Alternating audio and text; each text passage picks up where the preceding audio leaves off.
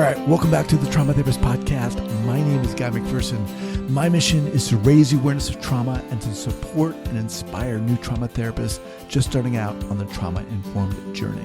I do that with my membership community, Trauma Therapist 2.0, my online courses and workshops, and the Trauma Therapist newsletter. If you're a therapist of any kind and you work with individuals who've been impacted by trauma, I invite you to head on over to my website at thetraumatherapistproject.com. That's thetraumatherapistproject.com. All right, let's get started. All right, Stephen, are you ready to do this? Sure, absolutely. Okay. All right, so 5, 4, 3, 2, and 1. All right, folks, welcome back to the Trauma Therapist Podcast. Very excited to have as my guest today, Stephen Gyllenhaal. Stephen, welcome. Thank you. Glad to be here. Delighted to be here. Thank you, sir. So Stephen is founder of the Identity Development Institute, whose mission is to grow a community of practitioners, researchers, and educators who are early trauma-informed across North America. Wounds from conception through pre-verbal development are a major cause of lifelong challenges. Getting to the core of the matter allows these early traumas to be processed and open space for each of us to live with more authenticity, power, and creativity. Stephen trained with Dr. Franz Rupert and Marta Thorsheim in Oslo and Munich and facilitates ID sessions in North America. For over 50 years, he's pursued 2 careers, one as an award-winning director of over 60 films, and 2 as a professional patient trying to gain clarity about his own personal issues through some form of therapy, analysis, or 12-step program. Stephen, welcome to the podcast. Thank you. All right. Thank you. So go ahead. Yeah, I was just going to say, so I woke up last night kind of freaking out a little bit because I went, oh my God, I have to take my son to Disneyland today and I want to do the podcast. What am I going to do? I thought, well, I'll go in the car and I'll get a computer. And I went, and I got more and more. And then I went, wait a second. Trauma and exploring trauma is about ultimately trying to get to bonding, to attachment, to having fun in your life, to clearing out the things that have hobbled me personally, to then go off and live life fully. So I have to admit, I'm in Disneyland right now. Here I am. Nice. Well, this will be a first. And I'm. That's right. And every once in a while you'll hear Thunder Mountain roller coaster go by, and you'll know that work and trauma and early trauma is really about moving on and living a full life. Occasionally doing it in Disneyland. So, all right. So that's where I'm at. Thank you for sharing that, and I appreciate that. Stephen, before we get going here, share with our listeners where you're from originally and then where you're living currently. So originally I was born in Pittsburgh. My parents then moved to Cleveland and then to New Jersey, all of which reflected a complicated and chaotic life. My father was in World War II and suffered from undiagnosed PTSD. My mother had her own issues, major issues. And I then ultimately, their lives fell apart and they returned, they escaped, they retreated back to a little religious town in Pennsylvania, which is where I did most of my growing up, really from 4th grade on, which is what I consider my hometown. We didn't watch movies. We were pretty strict religious environment. But when I was in college, I ultimately got out of that town. I was the oldest of 6 kids. I discovered in my junior year movies. And for the first time, I didn't feel I was insane. I really think, I came across where I grew up as, a pretty together kid. My parents were alcoholics and my mother dealt with drugs, had a lot of problems with drugs. But, like a lot of children of alcoholics and drug addicts, I covered it up and, I sort of over-excelled and I felt like a fool inside and a fraud. Got into college by the skin of my teeth, graduated at the very bottom of my class ultimately. But in college discovered movies and found those minds, all the films that were coming out in the 60s and 70s. I graduated in 1972. I really only watched literally my senior year in college. I didn't leave the movie theater.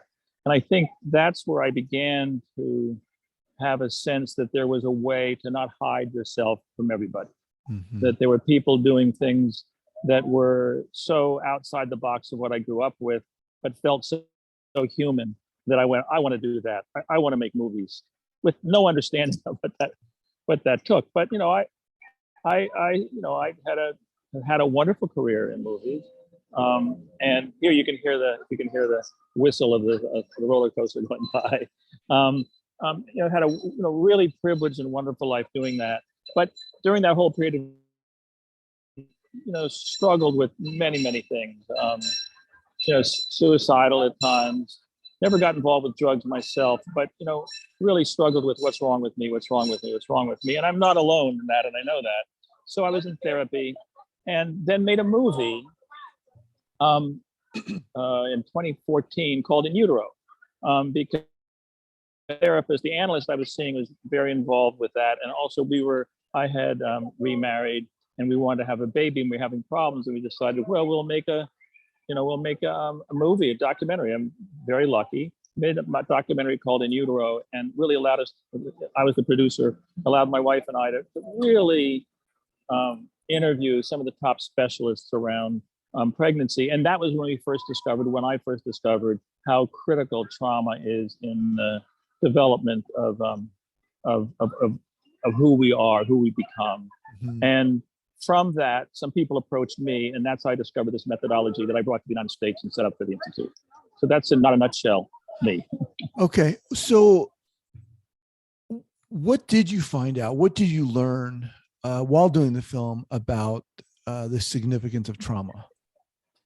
Well, I think the log line we have in it is, how you begin is who you become. And really, from conception on, and really in utero, that period of time, that foundational time, you can be profoundly affected by who you are going to become, what challenges you're going to have, both physically, psychologically, spiritually, if you want to go to that place. That you really, and there are some people who don't have too much trauma, although most of us do, because we barely know what human beings are, I think, who function better, who are happier, who are not struggling so much.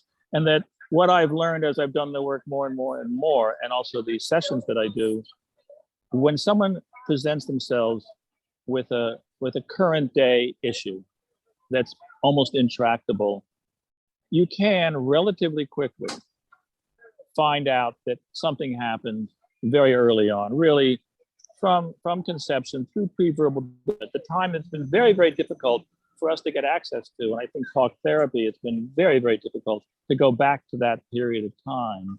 I think the one other thing to bring in, I don't want to get too much into it, which is epigenetics, which I think most people who are involved with trauma know about it, transgenerational trauma. So the issues of previous generations. One of the people in the film is Rachel Yehuda, who really uncovered the echoing of trauma in Holocaust survivors. 3 generations later, the same problems, the same symptoms were showing up, even if they didn't know their grandparents who were in concentration camps. So that became one of the seminal sort of research pieces that really began to, I think, focus people on how much trauma affects not just the people who suffer from it, but the generations that follow. And then there are ACEs, and then all the things I think that you know about, and probably most of your audience knows about, that has really brought it to the fore. What is unusual about what we're doing is that we really go back to early, and how do we do that? Okay, wait. Let me, if I may, let me pause you for a second. Yeah. Oh, yeah. Before we get into that, so when you started doing this film and you started learning about trauma and the significance of trauma, did this present a realization for you personally? Because you talked about early on struggling, being suicidal. At that point, did you know what the heck was going on with yourself? Did this in turn? Not really. I mean, although I had, I again was a Hollywood director. I spent a lot of money on all these different therapies. Okay, I'm a child of an alcoholic. and adult children alcoholics and 12-step programs, very, very helpful. Alice Miller, really helped me understand, and Trauma of the Gifted Child. Some of those books that were going on really helped me see a vague picture of beginning to see there's not something basically wrong with me. There's not a genetic problem with me. It's things that happen to me that cause this. I think people have been searching, from Freud, even before Freud, what is it that causes people to be in such pain? And I think, these are all postulates, and I think we're getting closer and closer to what it is. And I think in the last 15, 20 years, as I was doing various forms of therapy, it was beginning to inform the practitioners I was working with that it's what's done to you. I think the last analyst I sort of was seeing, which I saw for about 10 years, began to talk about the mother imprint, but demonized it too much, I think. It's interesting how I've learned, and now I'm a practitioner, the only person who really can clarify things for you, help you really regulate things, is not a therapist, is not somebody else, it's yourself. Mm-hmm. You've got to get to the dynamics inside of yourself that have allowed you to survive as best and release them to really begin to help you make decisions to, I don't like the word healing so much, but to fully be who you are. So I had some sense of it before in utero. In utero sharpened it, and then in utero introduced me to this methodology, and it was that method that allowed me to go back to early trauma, my earliest traumas. And I have some pretty dramatic events that happened to me when I was 5 and 6 years old. I don't want to get too much into it right now, because ultimately, while it looks really troubling and looks like it solves the problem, the real problems were I grew up in an environment that allowed abuse, physical abuse, to take place. So that when that environment exists, when you're in utero, that's really shaping you in a way that makes it difficult to function in the real world. You sort of learn the real world is dangerous, so I'm going to adjust myself to live a little bit in fantasy so I can survive, or whatever the survival strategy is. And Mike is making movies.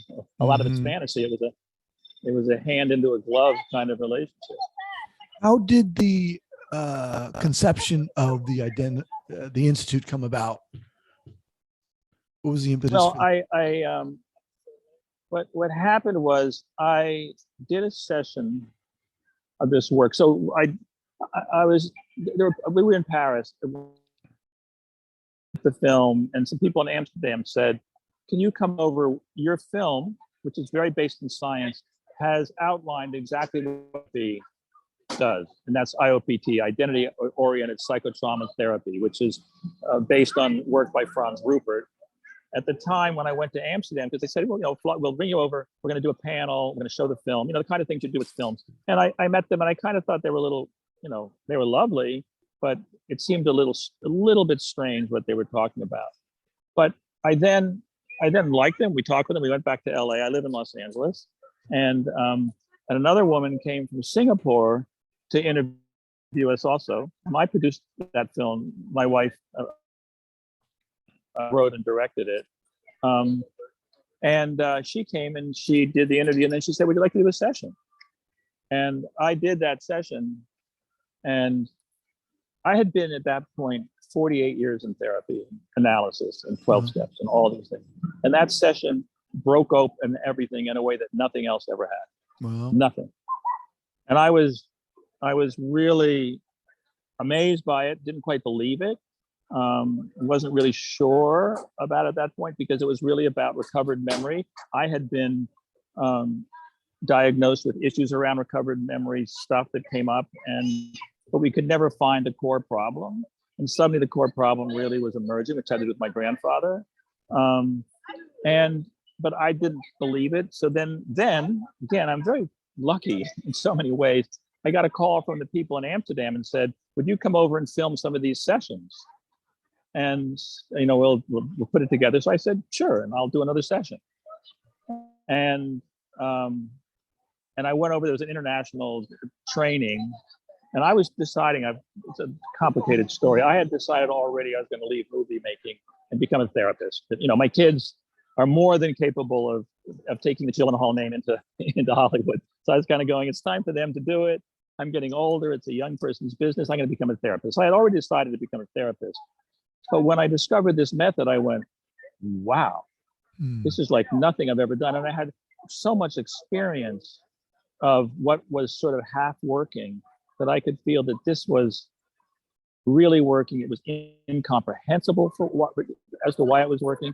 But I then did a bunch of sessions, and you can go to the website, people can see it. I can talk about it some more, about how it works. But the key is to do it, because it's sort of difficult to believe unless you really are getting into neurobiology on the deepest levels, quantum mechanics, a lot of these things that are beginning to explain why this process of resonating, why this process of even online, I can begin to pick up things about you.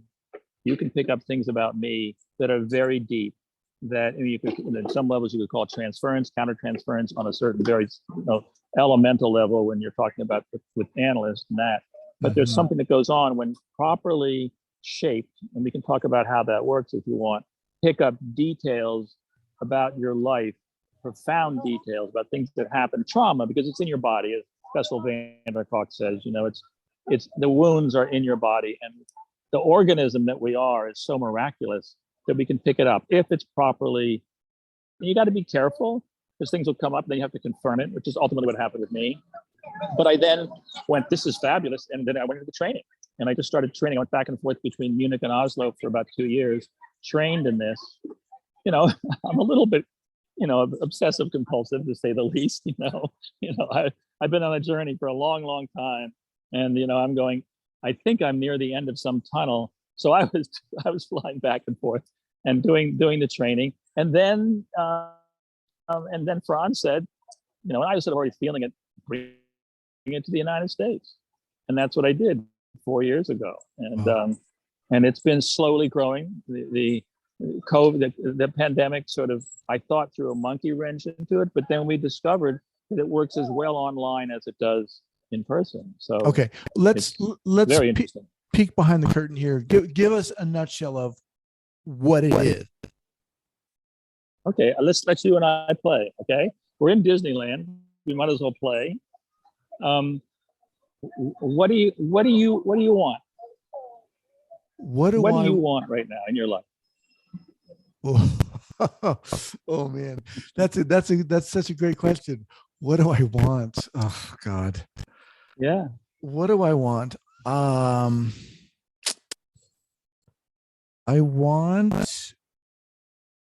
guess the first thing that comes to my mind is focus, clarity,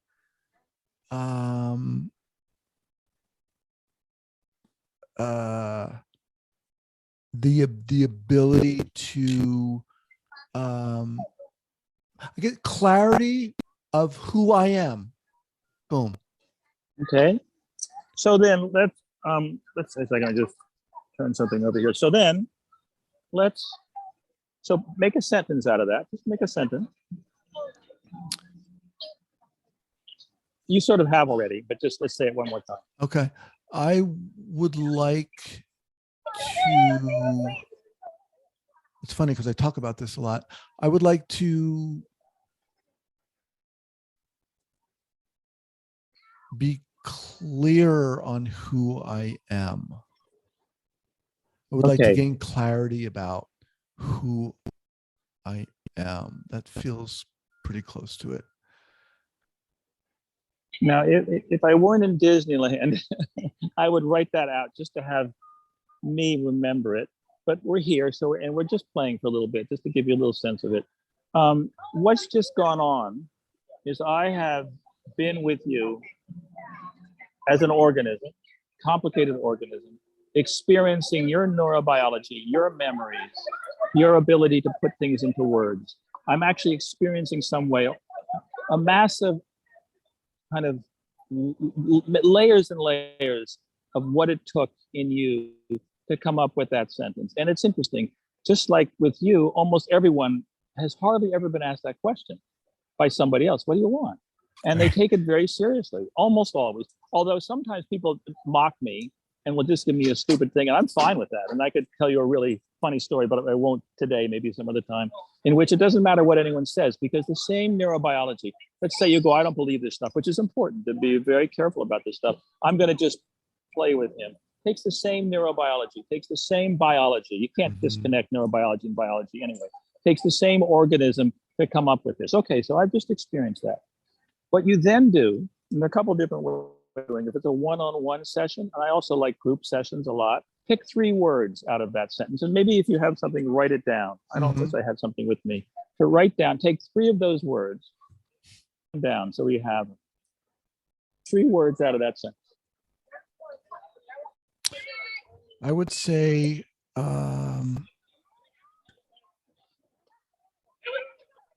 well, clarity. I would say clarity, focus, and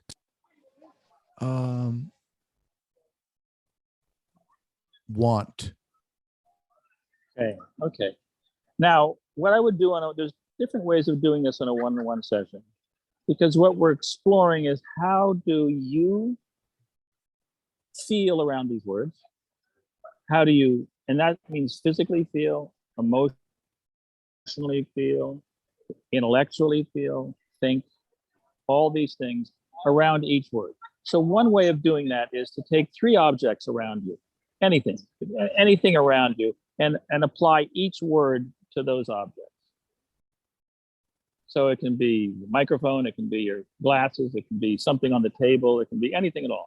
Just to move it one more level. Yeah. Well, I have a cactus here. Okay. So I'll apply it to that. So one of the words would be the cactus. Okay. So you it's again, and it's in a deep way, it is playing, and play is work, I think. But so one word is cactus. Which word would that be? We're not going to spend too long with this. I'm going to just sort of explore with a little bit. I would say clear.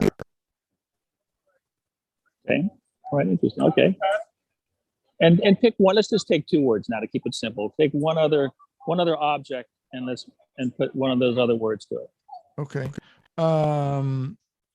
Want. The other word would be want. And what are you going to? Okay. Clear and want. So what would be the object you'd put want on?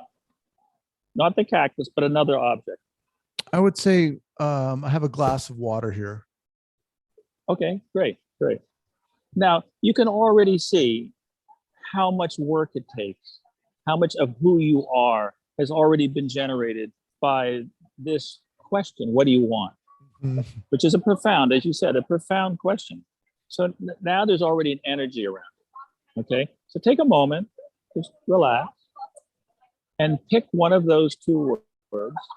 But before you do that, one thing, just repeat the sentence one time. And then when you're ready, pick one of those 2 objects and tell me what you're feeling and thinking. Okay.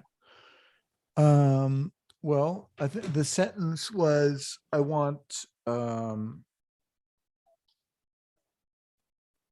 what was it? Clarity and focus about who I am. I think that's what it is. And there's something about gaining clarity, which for me right now has a lot of energy about it. And there's something very clear about this cactus. I mean, it's just so, right? It's just simple and it's there. It just has a beingness about it that resonates with me, I guess. Now, do you feel anything in your body? Just setting aside all the intellectual stuff, do you feel anything? Just what do you feel in your body? I feel, I suppose, a groundedness, a certain groundedness that when I'm saying that and thinking about the cactus in a sense, there's a certain groundedness that I feel. Now, as a facilitator, I would not rush this. I would take more time to examine it, but I'll tell you what I feel picking it up. I had a sudden rush of grief, Hmm.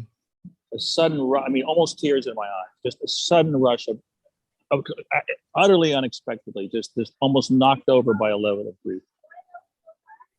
I don't know what that means at all yet, but profound grief. So let's keep exploring a little bit. Mm-hmm. Go where you want to. You can go a little further with cactus, or you can go a little more with want and a glass of water. But what's happening there? But you can go back. You can keep going. It's all about you. Mm-hmm. Well, it's interesting that you brought up grief, because I just had an uncle who died yesterday. Very close. We close to me, close to our family. My mother's brother. My mother is deceased, but it was very kind of a big death in the family. But that's interesting that came up. Yeah. I mean, you can see. I mean, people can say, "Oh, it's just an accident," oh, whatever. But right. It was. I do this work enough that it was so powerful. And we don't have to go too deep into this. I mean, but you can begin to get a sense of what it is that one human can do for another. And I'm sure as a therapist, you get that too. But this organizing of a conversation that is put on the subject, not on the practitioner, but on the subject to run the show, quickly begins to bring up something very profound. So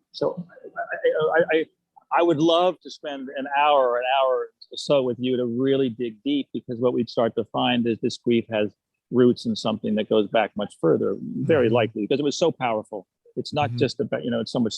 So let's keep going a little bit longer, and then we can deconstruct a little if you want.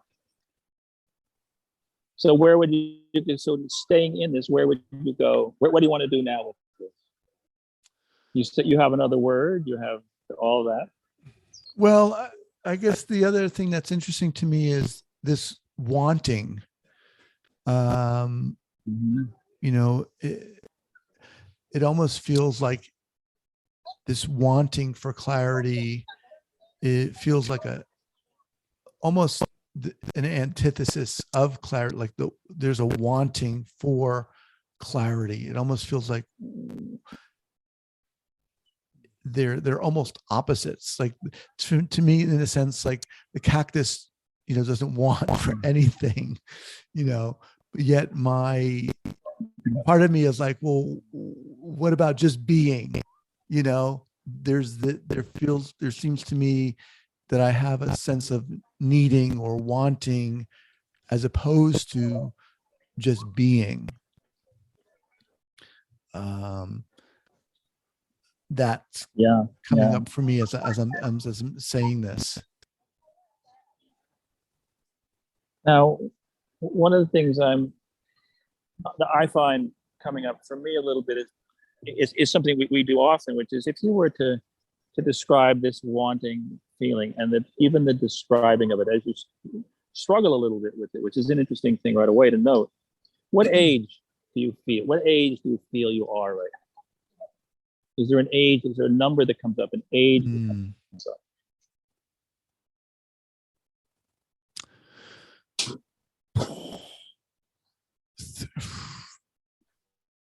13 is the first thing that came to my mind. Yeah. So I think, it feels so.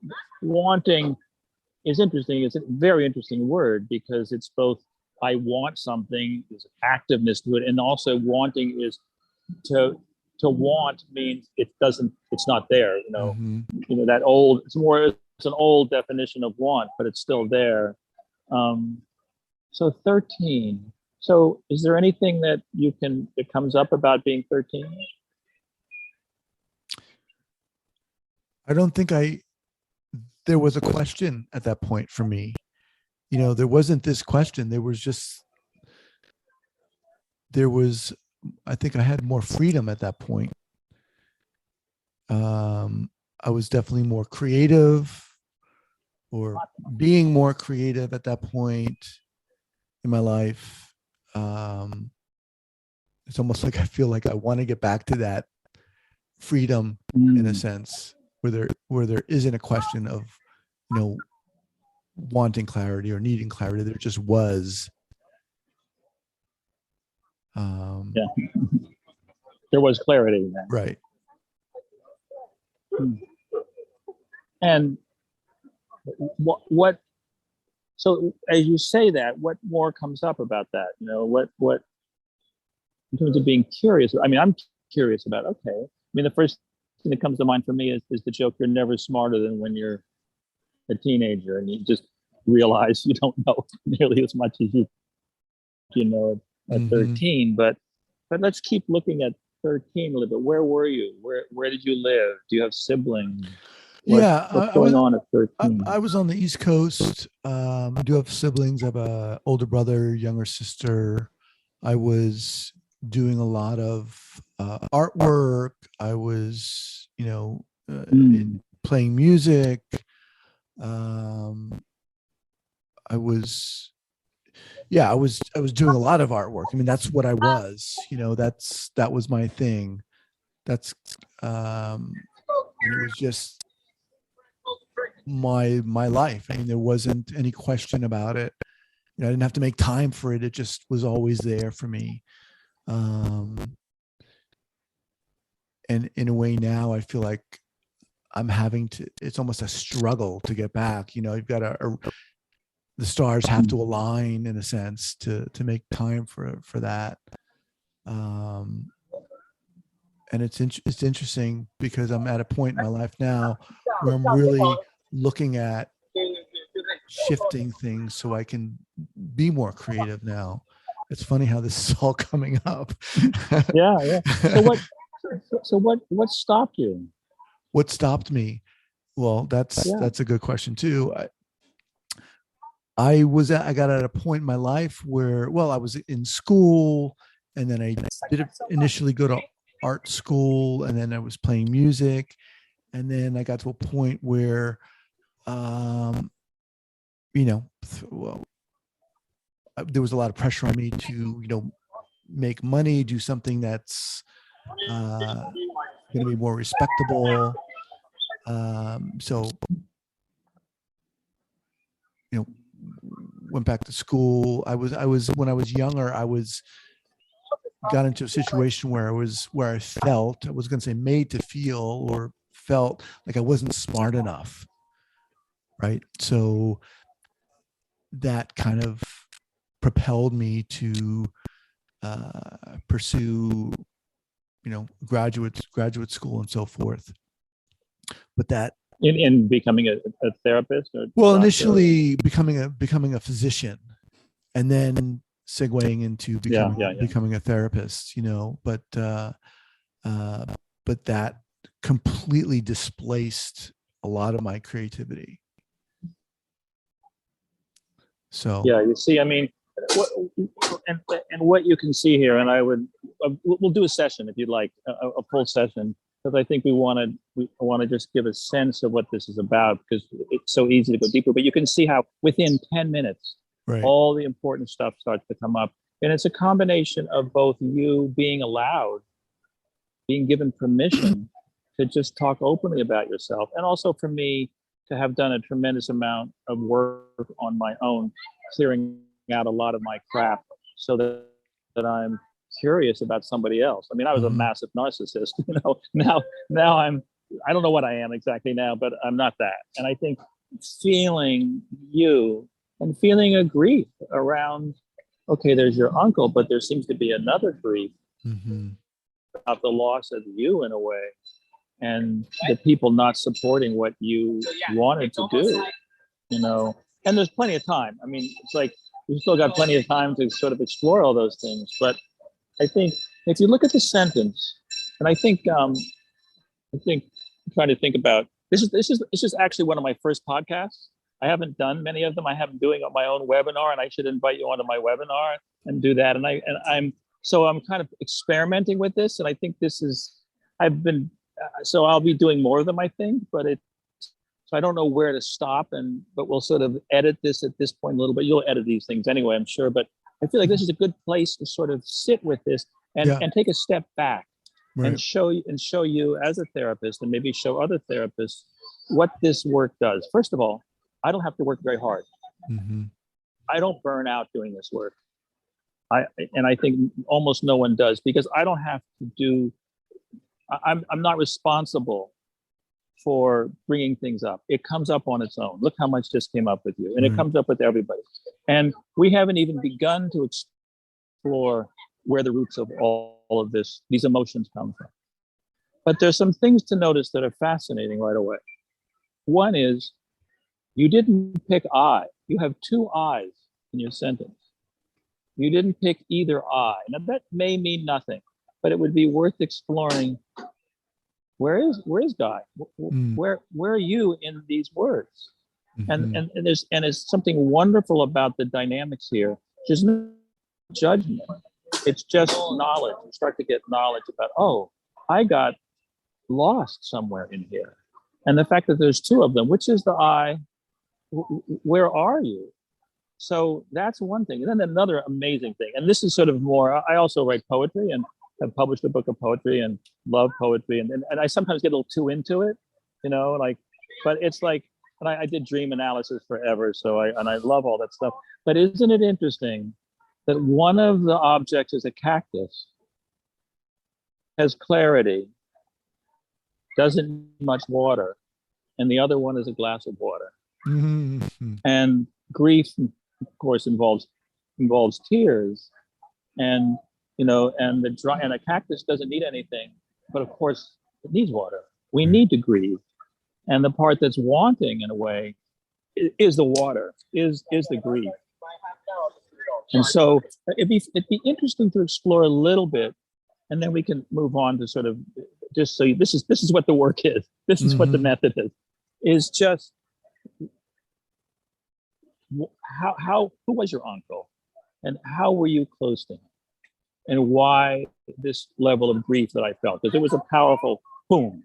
Yeah. Level of well, grief. I think he was one of the first people in my life who I think saw me. Who we connected, which, yeah, I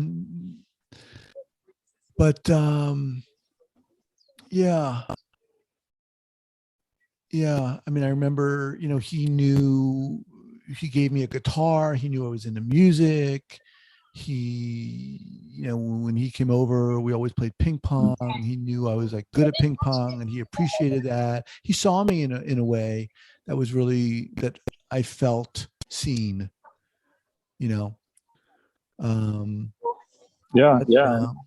And here you have parents or whatever didn't see you. Yeah. So, but I want to, if I can, I want to. Well, one last question before, just a second, and then we can sort of release you from this. But take a moment and breathe. How are you feeling right now? I'm feeling like this is really intense. Yes. It feels good. It does feel intense.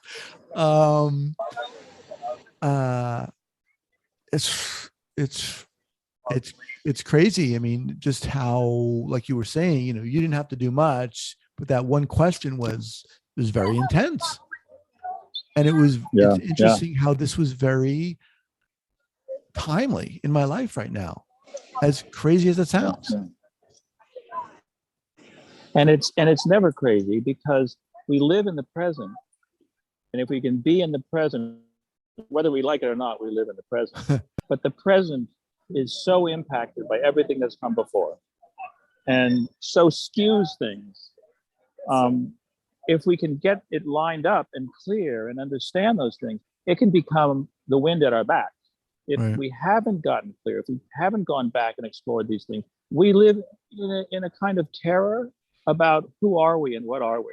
And I think that's one of the things that I love about this work. It's one of the reasons why I've kept on trying to retire from filmmaking and do only this, but I keep playing around, not with narrative anymore. I'm doing documentaries, but but it's sort of like, it's so fascinating. I mean, even this conversation is like just so awesome, you know.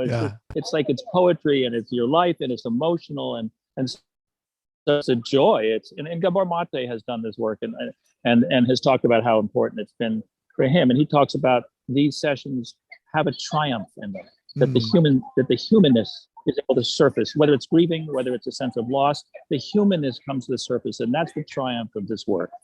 That's the triumph. Okay, I didn't mean to interrupt you. You had a question. Well, I was just going to say, it's funny that you mentioned him, because he was on the podcast, and I was talking to him, and I forget what the question was, but he said, all right, let's get into it right now, just the way you did. And he started getting me into this thing. And I was like, oh my God. But look, in the interest of time here, I do want to kind of wind up, because I got to pick up my young daughter. Yeah. But this is incredible, and you're incredible. And the people who are listening to this, who is this for? I mean, is it for therapists or just anybody? Well, we're sort of two minds at the moment. Like you have two eyes, we have two minds. Kind of trying to somewhat figure it out, because so much is unfolding. We definitely train people in this work, because one of the major missions of this is to get this work out into the world. So one of the things we have is we have a program, and we like the idea of training, practitioners, already existing practitioners. We're not wedded to it, whatever field. You can do the field you're in, you can learn this work. It's one day a week. It's a community of people that are really interesting and doing this work. And I find, and we're just really building it in North America. We are kind of we have global connection, but that's a piece of it. But I think there's also just new people coming in and doing this work. I mean, it's just, I think I have the privilege of being in movies and have access to everything. I've done tons and tons of therapy. There's been nothing I've ever done that has come as close to feeling like it's science, so there's still improvements to be done. But this has been profoundly the most effective thing in my life. It has made me profoundly effective. And it's also just like being in Disneyland. It's fun to do. It's a joy to do. And I keep learning things from it. So there's training. You can just come to a workshop. It's just donation. Come to a workshop, check it out. We're beginning to really reach out into the world, because I wanted to be sure it worked online. And you can see how easily it works online. It doesn't matter at all, and that has to do with the fact that we're coming into a quantum age. Really, quantum mechanics has got to be understood. It's all about energy. I don't want to get into that. People tell me don't ever talk about it, but I love the fact that we're moving into a new age, even as we're dealing with profoundly difficult things, the Ukraine, the pandemic, all those kinds of things. Right. I'm profoundly hopeful for where we're going to go. There's a train going by now, Disneyland trains going by. Yeah. So that's what we do. We're also, I think, getting more and more into pointing people to other modalities, internal family systems, family constellations. Gina Fisher's doing himself, Gabor Mate, Dan Siegel, all these people who I've gotten to know, to kind of say, look, go out and explore all these things and have joy in your life, bond, connect with people. I think that's, I mean, I have kids and grandkids and a 7-year-old, and my life is just, and I was imprisoned in my own past for a long, long time. And it's really gone away. So I get to play now, like I did with you today. And, I'm serious. If you want to do a full session, I would love to. I appreciate that. Stephen, it is great to have you on here. I'd love to have you back at a later time. What's the best way for people to get in contact with you? Well, they should go to the Identity Development Institute, Development Institute.